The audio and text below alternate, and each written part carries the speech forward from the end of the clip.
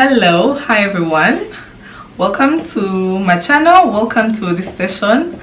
My name is Waswa Balunywa, and today I'm here with my lovely daddy. Hi. Professor Waswa Balunywa. Yes. Good afternoon. Is it afternoon? Good afternoon now. Oh, good day to all. Good day. So in today's video, I have been telling him about stereotyping of employment in African society, and I've also talked about it in several sessions that I've had to talk about. And why I mention that a lot is because I have faced it.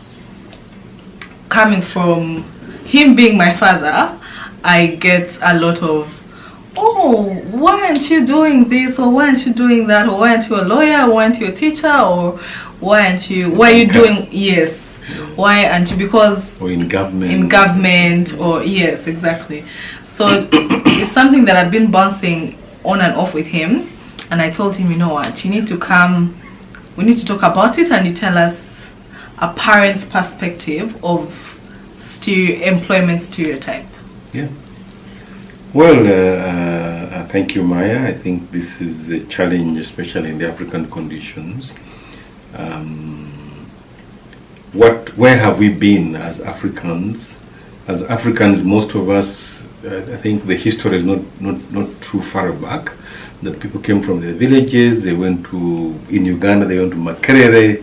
From Makerere, they got a job, they got a car, they got a house. So the expectation is still there. Many people think that once you go to university, the next thing to do is have a job, a paid job in an office, wear a tie, and drive a car, government car, which is okay. But I think this is stereotyping which Maya is talking about. That the expectation of a parent up to now is that a child grows up. We expect a girl like Maya that she should go through the university without becoming pregnant. Yeah. And when she finishes her degree, you want to see her get married. You want to see children, grandchildren. And of course you want to see her in a job. The issue is, what job is it? The stereotyping is that you want to see her go to the 8 to 5 job in some bank, in some NGO, in some parastatal, in government. And this expectation is not far-fetched, because that's what we know as people, especially in Africa. And this is because we did not see business as something that is very important. We saw business as foreign, up to now. Where are Uganda's business people? Who are these Uganda's business people? And where are their children? So when you go to look at, for instance, Sudhir, you see, where is his son? His son is part of the business. When you go to look at some of the wealthy people in this country, where are their children? They are part of the business.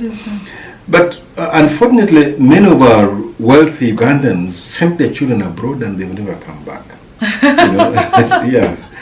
Because they thought staying there it's easier. It's easier, and yet they are living a very distraught life. They'll be better off here. They'll be better off here in doing their business. But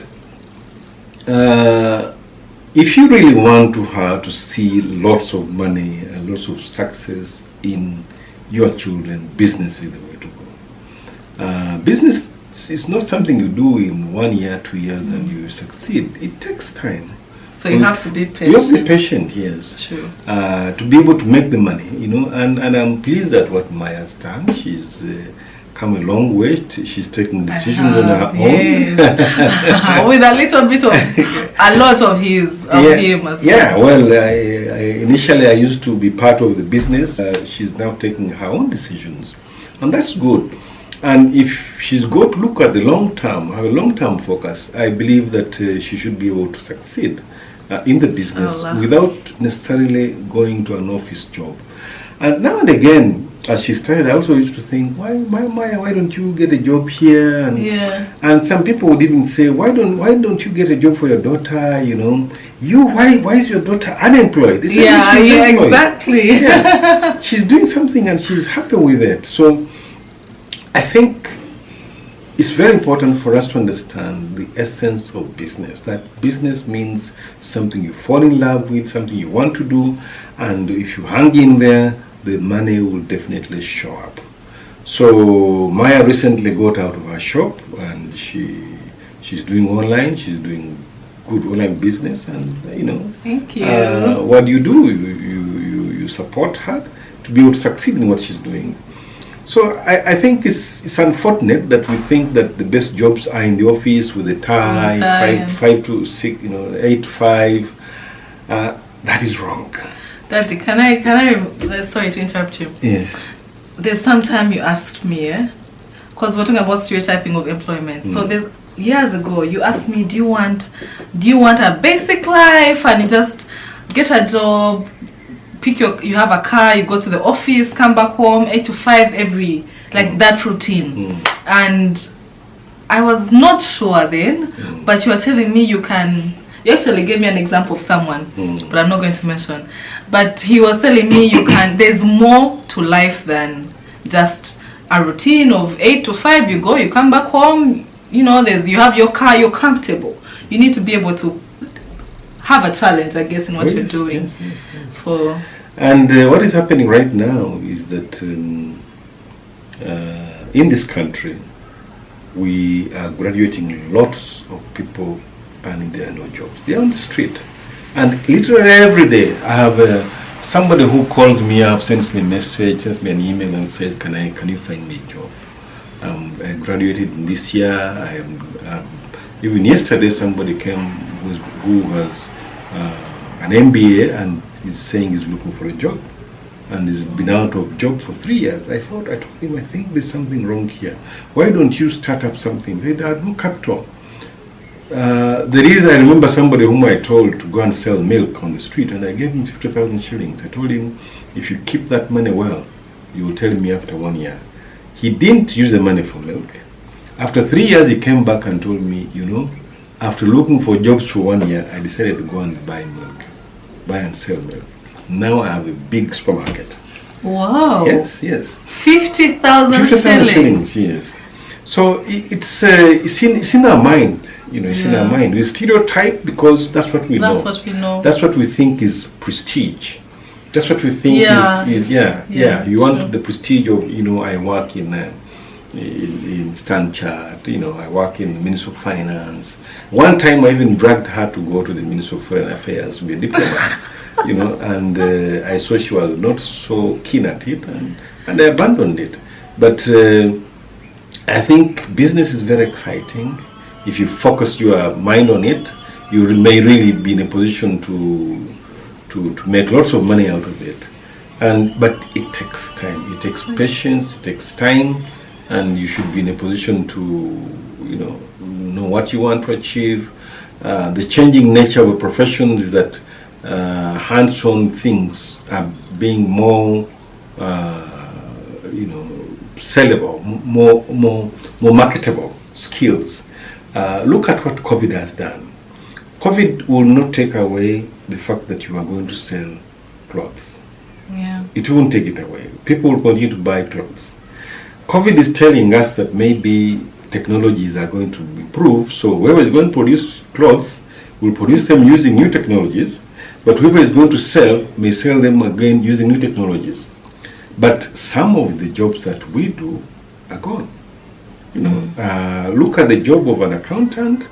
I remember years back when I joined Makerere, before these girls were born, we had secretaries. We no longer have secretaries because today, who has taught you how to type? But it was a whole degree in a university, typing. Yes, with typewriters, a whole degree. But who has taught the millions of people who are on their phone all the time texting how to type, and they do it very fast. So there's a changing nature of employment, and practical skills are going to continue to become very important, and there are certain professions which will not die out. So if you are in a profession like this, well, you are in the right business. What you've got to do is to continue to do good at customer service, attract a better market, get more people to be with you, and you do it. And be with, work with the change. Oh yes, Yeah. yes. Work with change. So as a parent, let me ask, like I'm asking on behalf of the children. Why? Because I was talking in a live last Friday, and I was saying as parents, I don't think they do it in bad faith. Of no, I want you to do this, I want you to do that. I actually have a friend who her mom pushed her into nursing and medical thing, and she's like, I thank God she did that. I'm also pushing if I had children, I'm pushing them there. Because okay, so I feel like for parents it comes from security. Yeah, like I mean, like I said, you want to see your child well off, and what we know is being well off is an 8 to 5 job, and you start seeing the challenges of this when you come to what they call retirement. You know, when you hit 60 and they tell you, well, thank you very much, but you're still energetic. I mean, I'm 60 plus. I don't know whether I should get out of job and go home and sit. But you can't sit. Yeah, you have that's one point. Yeah. That if you are in this 8 to 5, one day somebody is going to tell you, look, we now have many others behind you, please get out. But if it is your job, something you must do yourself, then you can only re-engage and reschedule your activities, reduce your burden of what you're doing. But you can't say, no, you know, now I'm 60, I must. So what we call technical and vocational education is very important. It is changing by its very nature, but it is what gives us what we see here. You know, the tailoring, either in small shops or in big factories, will continue, and those vocations definitely are going to be on demand. And the people who are in the distribution chain, like Maya is, and you know, the selling point, they still have a lot of life, and they still have a lot of business to do. And I hope Maya one day will have a big departmental store, Maya Gallery. Thank you, inshallah. Yes. So that you know, you vindicate yourself and pass it on. Hopefully, be like a family business. Yes. I hope so. Okay, so just one last thing, as a parent, from a parent to a parent, what would you tell parents to? In terms of when I went to do my degree, I always wanted to do law. I didn't get law in Makerere, so I went to India, hoping to do law, because for the fashion.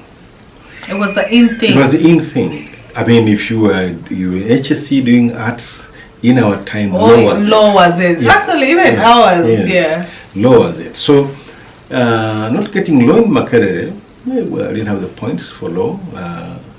I went to India and I found out that law was a second degree, so I did Bachelor of Commerce. I had a colleague whose parents wanted him to do medicine. So he did medicine with the first year and said, I don't like this. He left medicine, came and did a BCom. And he's a very successful person in town, you know, one of my contemporaries. So parents tend to push children either into their professions or what they think is employable.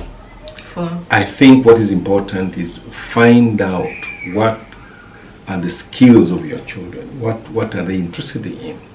What is it that they want to be? What they want to do? If somebody wants to sing, maybe that is their destiny. Yeah. You know, the challenge is not being good enough in that singing area. Wherever you are, whatever you are doing, try and say to yourself, I want to be the best. Yeah, I always remember you with that. I want to be the best in this. So if you're the best in singing or in football, whatever it is, then you know, you make impact, you make money. You can impact. Yeah. So, but going into what your parents want to do is, to me, I think, is a big problem, because you are not acting for yourself, you are acting for your parents. And that's not very good. So to parents, discover what the children's abilities are, what are they interested in, and nurture that so that they can succeed in that. Yeah. Rather than say, I want you to become a doctor, I want to become a lawyer. We don't have a doctor in the family. We don't have an accountant in the family. You know. We need a lawyer here. That's a limiting factor to people's potential growth, and I think parents must be able to respect children's interests and abilities, and be flexible, and nurture that, support that. You know, I think, that's it. Thank you. He supported me. He bought me my first sewing machine. So before I need to acquire the skill. Thank you so much, Daddy, for being here and talking to us. Thank you. Until next time, guys. Suggest for us a video. Please order. She's got very good stuff. You know, here. So many. A bit expensive, but good. It's worth the money. Yes. Right. So guys, suggest for us any other topic you'd want me to have him on, and he'll come and give us some wisdom. Thank you.